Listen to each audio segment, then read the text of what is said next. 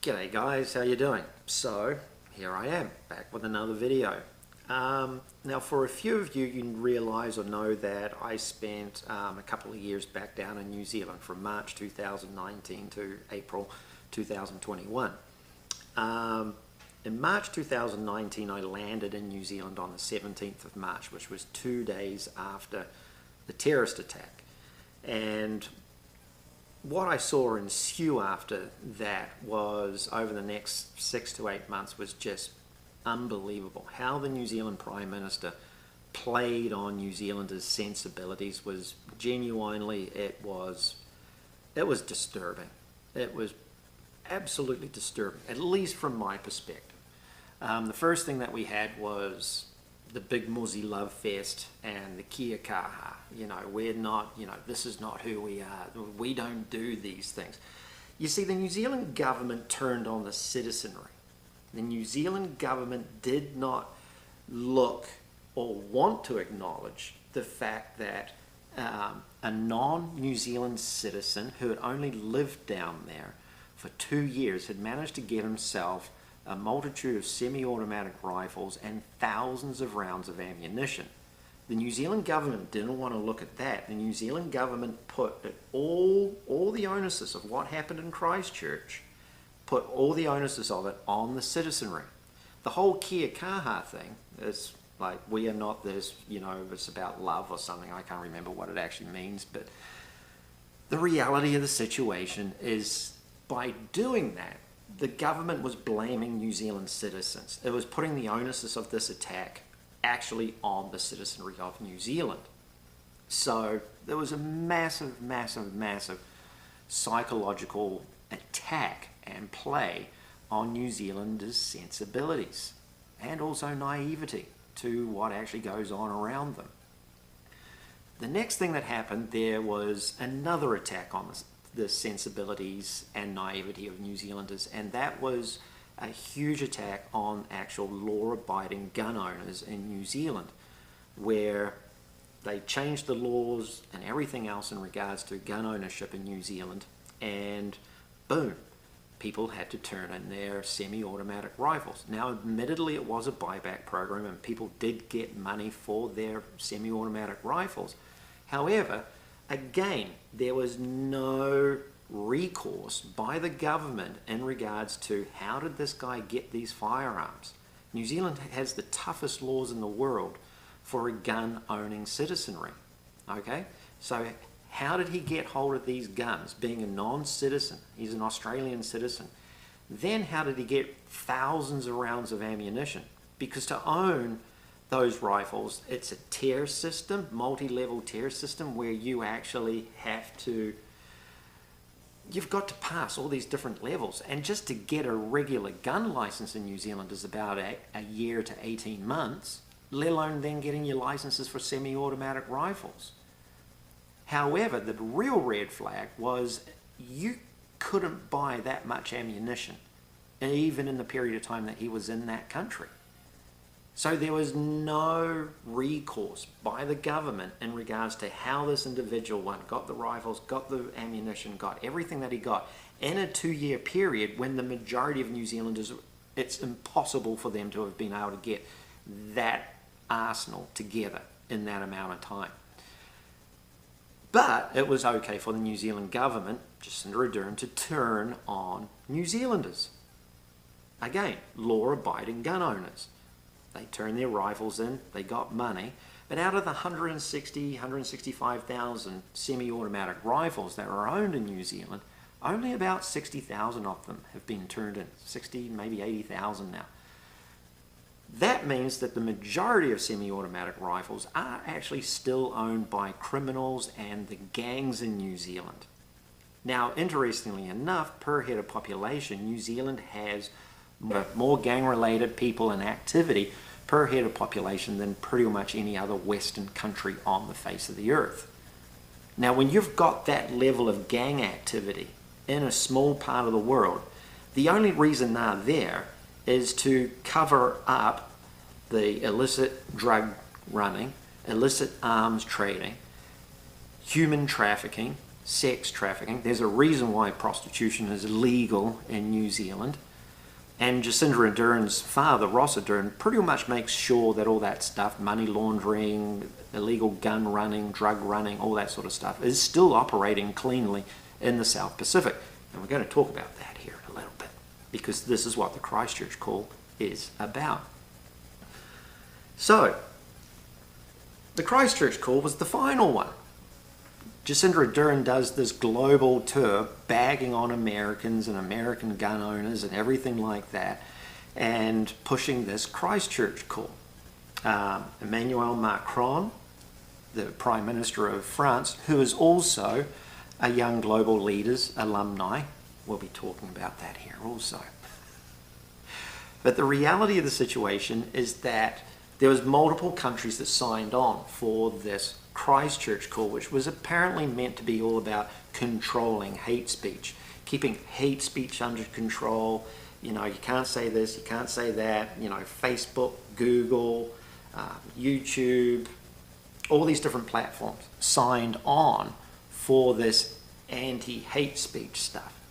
So let's just go down the list just really quickly to see who also alumni of the Young Global Leaders. Now, the Young Global Leaders, if you don't know, is an organization that's ran by the World Economic Forum, Klaus Schwab's World Economic Forum, of the Great Reset, Klaus Schwab World Economic Forum. You will own nothing and be happy. Communist, Marxist, Klaus Schwab of the World Economic Forum. So the Young Global Leaders, we'll just quickly run down some of the individuals, and I'll leave a link below for you to all look at. Alrighty. At the top of the list, we have Jacinda Ardern. Okay. Then we have Sergey Brin. Sergey Brin, one of the co-founders of Google. Anderson Cooper. Leonardo DiCaprio, Mr. Climate Change himself, which is another whole subject we'll be getting in on here in a little bit. We'll go down a little bit further. We've got Ashton Kutcher, Jack Ma, Emmanuel Macron, the Prime Minister of France. He's also an alumni. Larry Page. Say it's not so. Larry Page of Google and Sergey Brin of Google, who are also the same company that runs YouTube, right? Oh, and also Google. We'll be talking about that. We also have Mark Zuckerberg. Oh, say it's not so. Please. I mean, seriously, you can't make this shit up. So, Google. Let's just talk about Google here for a minute. Down in New Zealand, if you type in Ross Ardern Panama Papers, nothing shows up. Nothing. In New Zealand, absolutely nothing shows up in regards to Jacinda Ardern's father and his involvement in the Panama Papers. Pretty much Ross Ardern was in charge of making sure that money laundering was running cleanly and smoothly in the South Pacific for terrorist organizations, mafia organizations, drug cartel organizations, gun running organizations, kind of like the CIA, even sex trafficking, human trafficking. Yep. That's what Ross Ardern, Jacinda Ardern's father, has been part of and still is. They've just shifted the islands where they do this business. Okay? Now, here in the United States, where freedom of speech is pretty much open, you can actually type in Ross Ardern Panama Papers, and there's a lot of stuff come up on Ross Ardern here in the United States. But in New Zealand, nothing. Also, with YouTube, if you mention certain things on YouTube, if you have a YouTube channel in New Zealand, I tried continually operating my channel in New Zealand. I actually had videos removed. Now, I can say the same things on videos here in the United States, and they're allowed to stay up because of the First Amendment, freedom of speech. It's true. The Christchurch Call has been purely about censorship.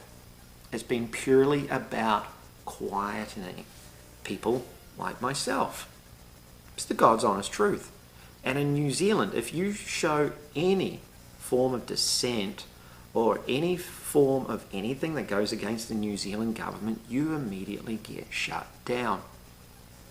Now, why is that?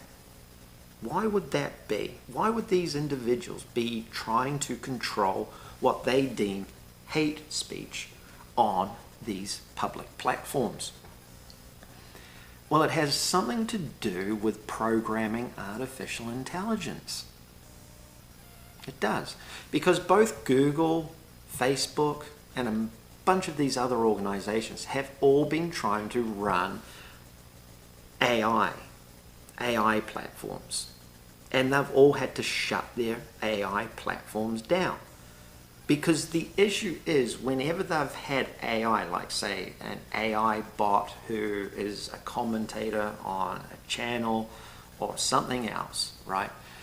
Even on Instagram, YouTube, Facebook, they always go down a dark path. Straight up.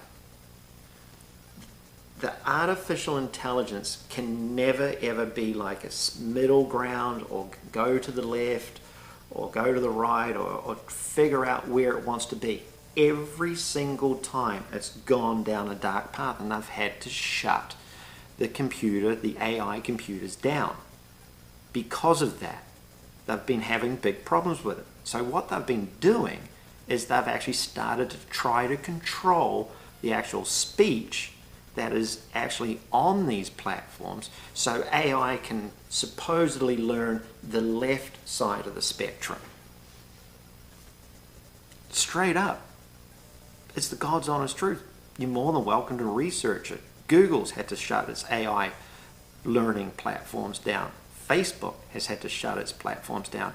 Instagram, there was a hilarious one not too long ago where they put this bot into Instagram, and within like 2 days it was wanting to be a gun wielding lunatic that wanted to kill all of humanity. And that's the path that AI continually goes down. It keeps on going down this dark path every time. So what they're trying to do is they're trying to control the speech to at least have AI go down the path that these people on the left want it to go down. That's all the Christchurch Call has been about. It's just been about pure control of speech. But like anything, it actually ends up being utilized above and beyond what it was originally deemed for. Apparently it was meant to be for controlling hate speech. But as I said, if you want to do a search on anything that Ross Ardern has done down in New Zealand, you can't find anything. And because Jacinda Ardern is an alumni of this Young Global Leaders Forum, which is part of the World Economic Forum, she's in deep with Sergey Brin, Larry Page, Mark Zuckerberg. And what did Jacinda Ardern have in New Zealand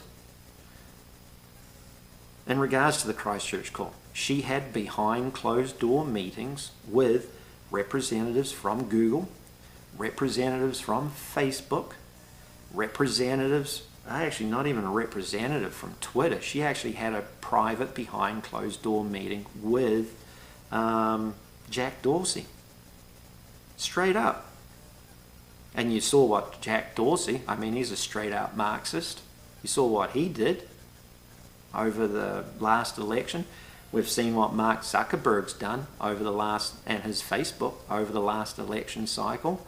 These people have so much control over what you see, what you think, and what you're doing because of these social media platforms. It is nauseating.